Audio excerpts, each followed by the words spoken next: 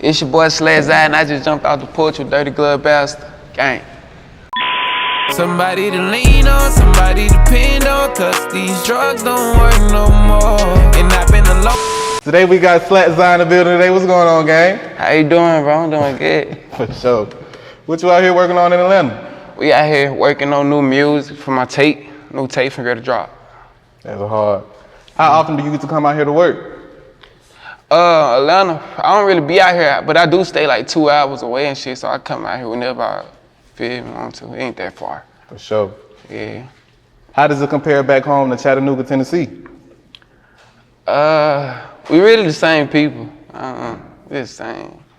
All the same shit. How would you describe life back in Chattanooga? It's really like everybody else, like you feel me, normal. Growing well, where I come from the projects. Feel me? It was like a whole lot of anybody else hood, a whole lot of killing. Feel me? A whole lot of people trying to make it out, shit like that. Feel me? So talk to us, for those who don't know, about East Lake Projects. East Lake Projects, that's based on my life, you feel me, and my people. Like all these people around me, they played a part in my life, you feel me? So you listen, you might hear me mention mostly everybody's name on these what's called an East Lake Project. East Lake Project, like that shit is about my life. Like we really like been through some shit. Yeah. So you'll know who Zion is if you listen to that project. So how would you describe your childhood coming up out of Chattanooga and East Lake? Childhood, it was fun to me. It was fun to me, like you feel me. We ain't growing up, you ain't have no worries, man. We ain't have no stress and shit. I know my pops probably was, but we was a child, so we ain't feel me. We just living life. That shit was fun to me, being in the projects out there. How was it growing up with 11 siblings? It was rough, man. What you call it? We always be fighting each other and stuff. We get along though. Like when it's time to get on somebody else's head, we on their ass. But we be fighting each other though. Feel me? Like it's never a dull moment in the house. You feel me? We always turn. Yeah. Yeah. So out of 11, what number are you? Man, it's a lot of, I don't even know what number I am. I'm number 5. I'm number 5. This my pops right here. It's a lot of us though, man. I'm 7. It's 12, not a day. Oh, it's 12 of us. See, look, I be getting mixed up. It's 12 of us, and I think I'm the 5th one. Yeah. Yeah, okay, I'm the 5th. I lost count. I don't know. Your dad rubbing his head like, yeah, I got a lot, bro. Yeah. So when would you say you jumped off the porch? Man, I come from the project. It's not no porch. Feel me? You really just born into all this shit. You a whole lot of killing and shit, man. Nigga, we grew up around that shit. Feel me?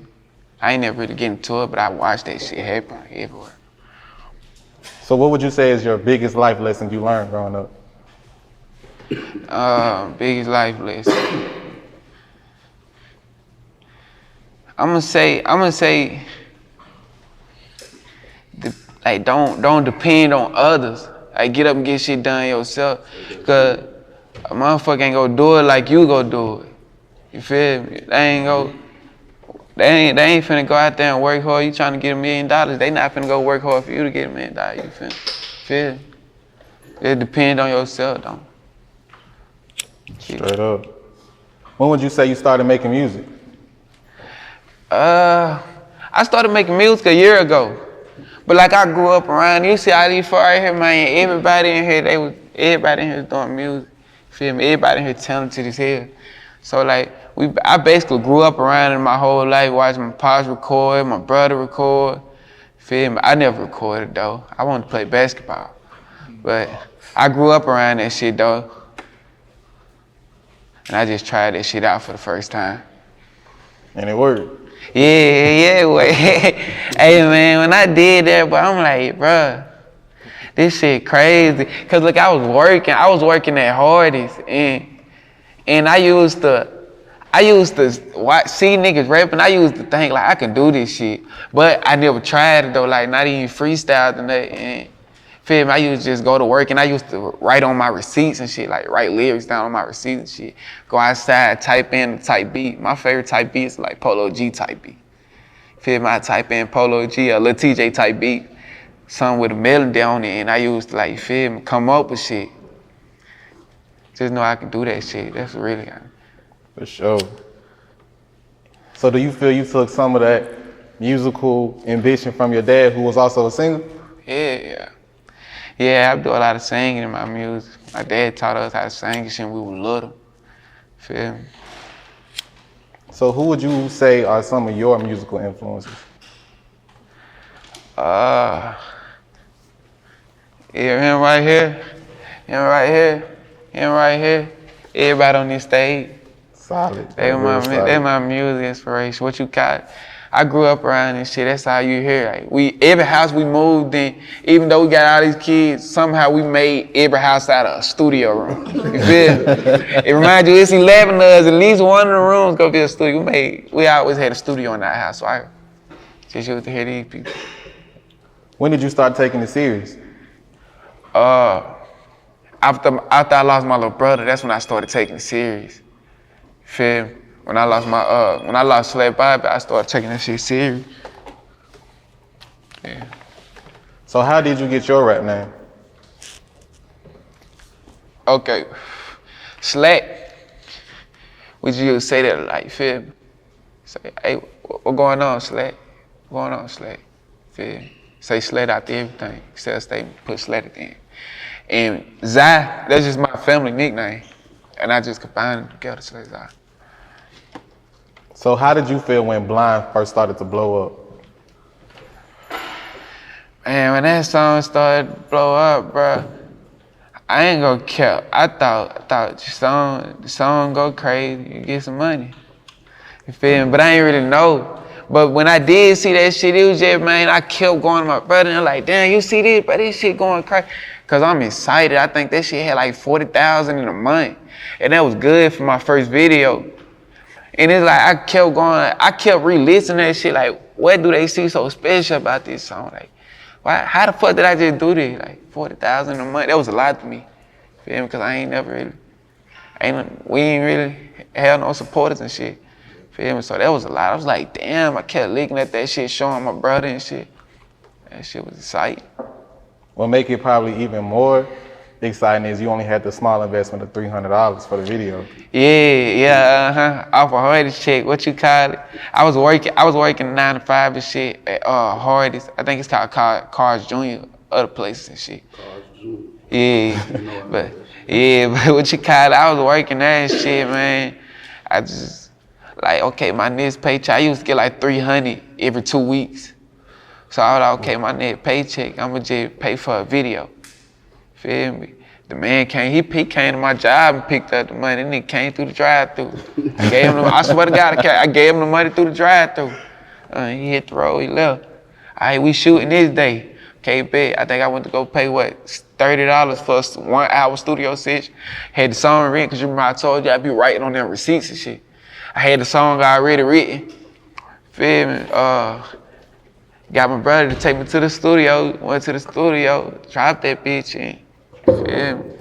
When I dropped that bitch, I really ain't, I wanna go put it out. I just want it for us. I just want to get a reaction out of them. Feel me? But some shit had went left. Some shit had went left. You know when you in a relationship with somebody, you want some get back. You feel me? You try to turn up on the bitch. Most niggas try to put on clothes and shit. I just turned to a rapper on the beat, you feel me? I just wanted to shine, you feel me? Everybody know how it is. Like when you break up with your others and you want to get back, you want to at least. I had turned to a rapper though. I just previewed my song, feel me? Yeah, I'm a rapper now. Yeah. But what you call it, I previewed my song and shit, posted on Facebook. That's what we was using. That's what everybody rock with where I'm from. Posted that shit on Facebook, and that shit had went crazy. Everybody like drop it, and then everybody in the house like, bro, this you? Like, everybody in the house like, this hard. So we just dropped that shit. That's hard. Yeah. So you took one of your $300 paychecks, invested into your video. Mm-hmm. I know that was a hard ass 2 weeks. Yeah, man. No cap.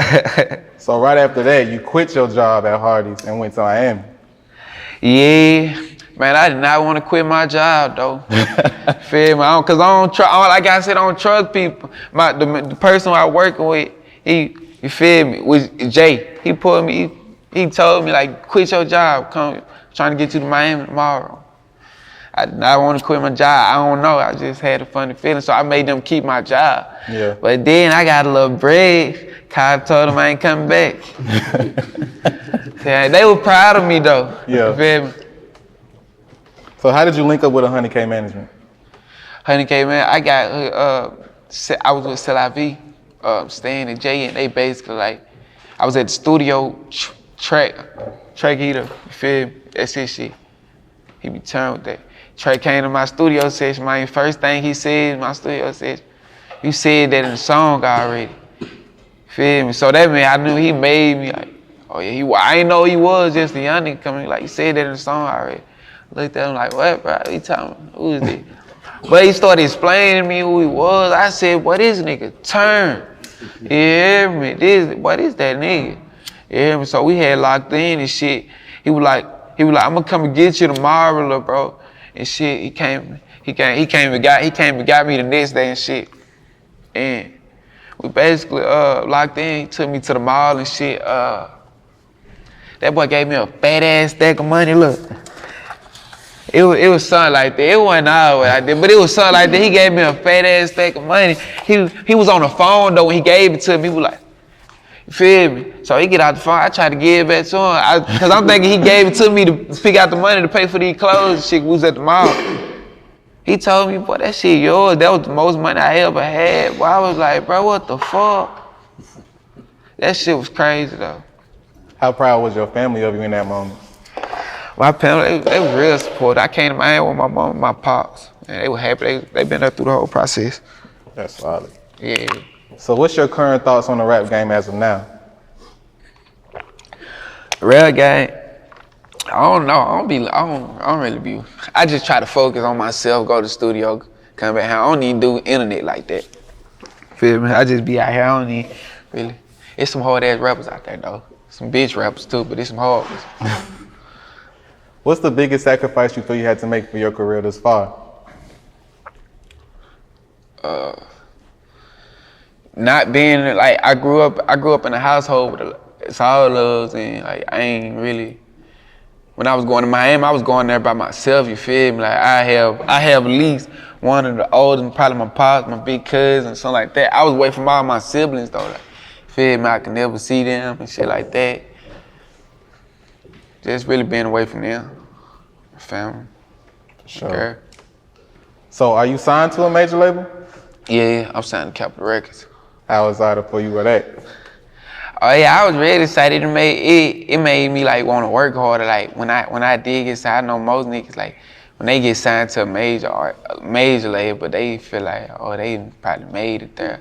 They could sit back, but that was like a gas pedal for me. Like we're like boy, we gotta go hard now. We gotta go strong.